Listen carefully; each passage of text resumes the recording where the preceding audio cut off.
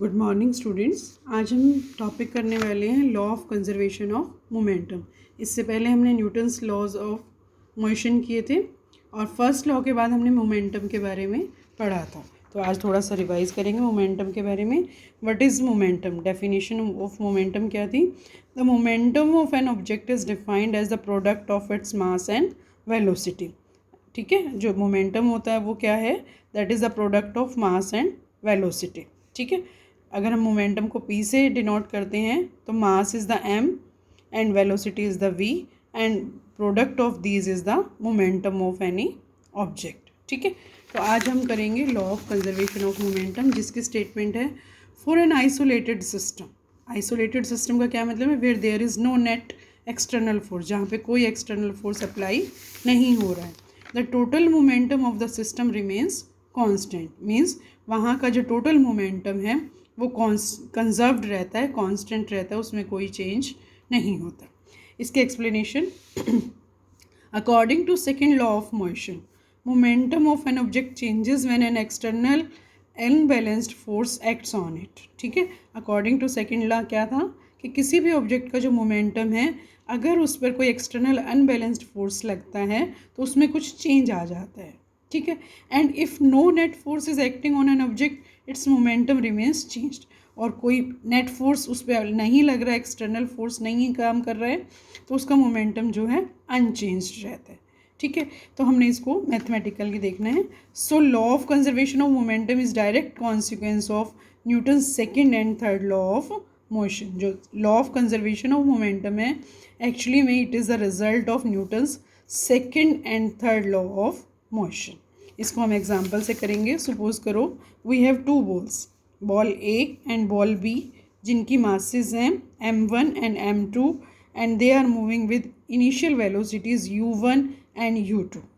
ठीक है, दोनों की ये चीज़ें हैं, टू बॉल्स हैं। ठीक है, if ball u1 is greater than u2, अगर बॉल ए, ये बॉल ए है, अगर ये ज़्यादा स्पीड से मूव कर रही है इन कंपैरिजन ऑफ b, ठीक है, फॉर द टाइम t, तो जो ये बॉल ए है, जो बॉल के ऊपर जो फोर्स लग रहा है वो ज़्यादा होगा, जो इस पे फोर्स लग रहा होगा वो फोर्स ए बी होगा, और जो इस बॉल पे लग रहा होगा that will be force B A. जो ये एक दूसरे के ऊपर बिफोर कोलिजन चलती जा रही हैं, इनके ऊपर जो फोर्स अप्लाई हो रहा है।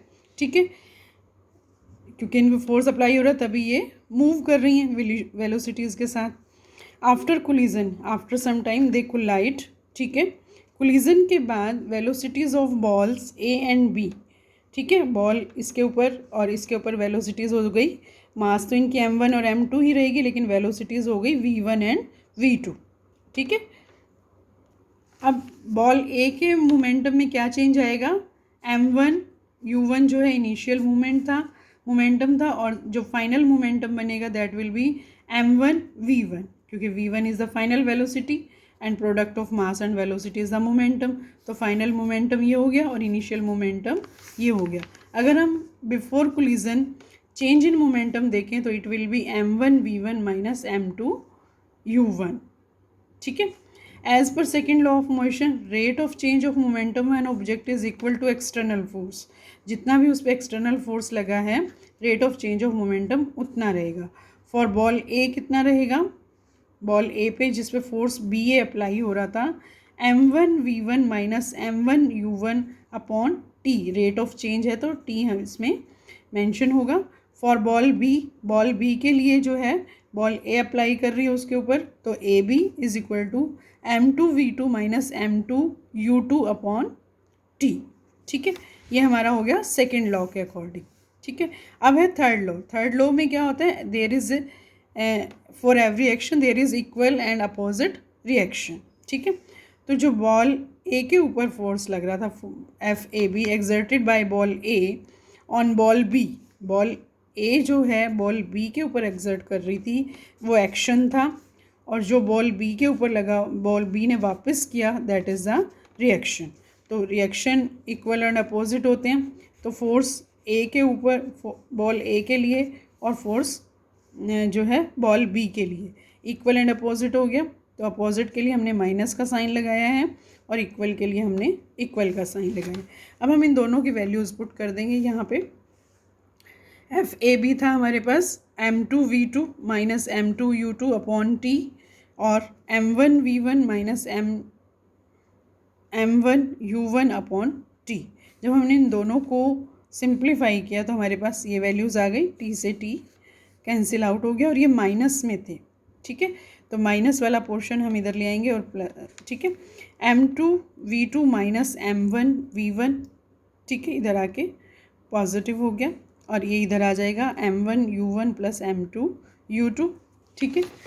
m1v1 plus m2v2 is the total momentum after collision, ठीक है।